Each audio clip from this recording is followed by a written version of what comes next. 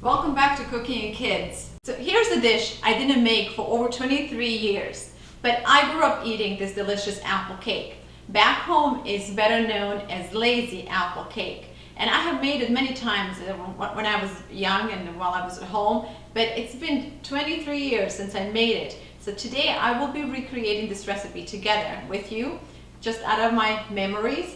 And to make things more interesting, I am adding a special ingredient that I have never used in my baking before. So this is going to be a double experiment today, and I hope it succeeds. Okay, we don't have any time to waste, so let's just get to it. We're going to start with 2 sticks of room temperature butter and about 3 tablespoons of powdered sugar. See, these are heaping tablespoons of powdered sugar, and we're just going to mix it really well. Okay, that's done. Now we're going to add 2 egg yolks. Okay, here goes one. These are beautiful homegrown eggs. They're really nice and yellow. A little bit of lemon zest. I just love using lemon in my cooking. About 3/4 teaspoon of baking powder. Just a touch of vanilla. And then we're going to mix it again.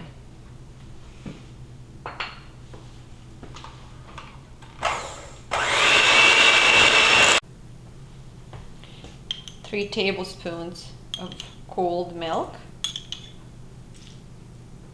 Let's do 4.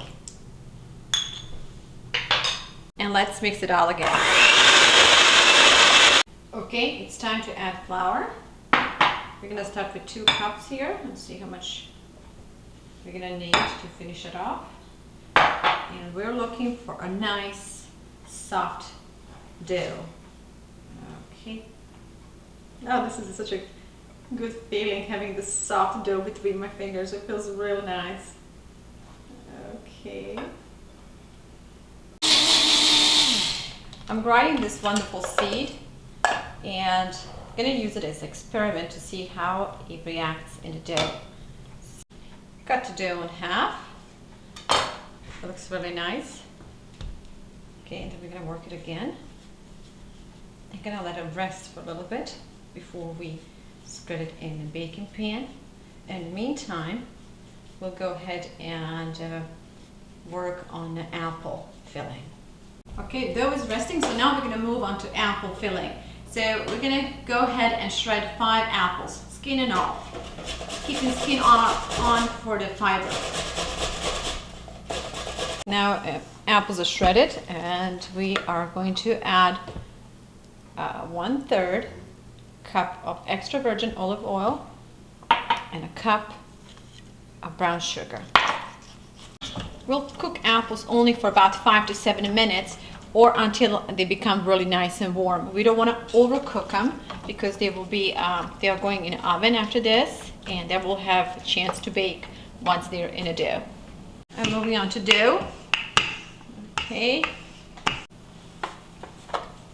Okay. And just use your hands to adjust the dough to the pan.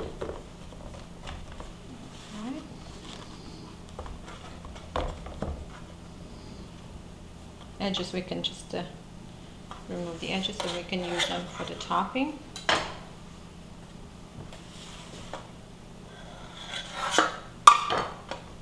Alright.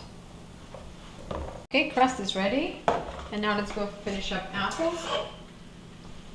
They're nice and warm, and now it's a good time to add about a handful of cream of wheat, which is about maybe 1.5 tablespoons cream of wheat. And the reason we're putting cream of wheat in is that so the cream of wheat will suck all the extra juices, all the apple juice. A little bit of cinnamon and a little bit more of vanilla, maybe about 1 tablespoon of vanilla. Mix it well. Oh my goodness, this smells so good. If happiness could have its own aroma, I think it would smell like fresh apples, cinnamon, and vanilla. Moving along, let's pour the apple filling over the dough. Spread the apples over your crust. Now, don't worry about the juices. Remember, we have some cream of wheat inside, and cream of wheat will absorb most of these juices. Now let's do something different. Instead of spreading this dough and just putting it over the filling, I'm just going to make a crumbs out of it, which will speed up the time for me because I am in a rush. And also, what's going to do, it's going to allow me to use every single crumb of this dough instead of having some leftovers. Once you spread the dough and you cut the edges, you will have some leftovers. This way, we're going to use up all of this dough and kind of make it faster and quicker and much easier on us.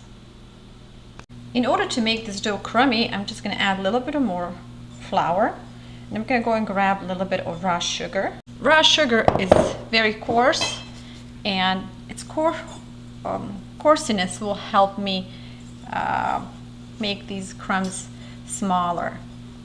Okay, let me go grab a little bit of cinnamon too. Here is cinnamon. I love using cinnamon because it's very beneficial and it's healthy. All right, we're ready. Let's just pour these crumbs over our cake. And while I'm doing all this, oven is preheating on 360. Spread it out evenly. I preheated oven on 360, but now I'm going to turn the temperature down to 350, and I'm going to put this cake for about 35 to 40 minutes on 350. Our cake is done, and trust me, there is nothing chemists can do to recreate the real aroma of cinnamon, vanilla, and butter baking in a house. And truly, I think that's the reason I continue to bake and cook. Because I love the good smell of cooking in a home.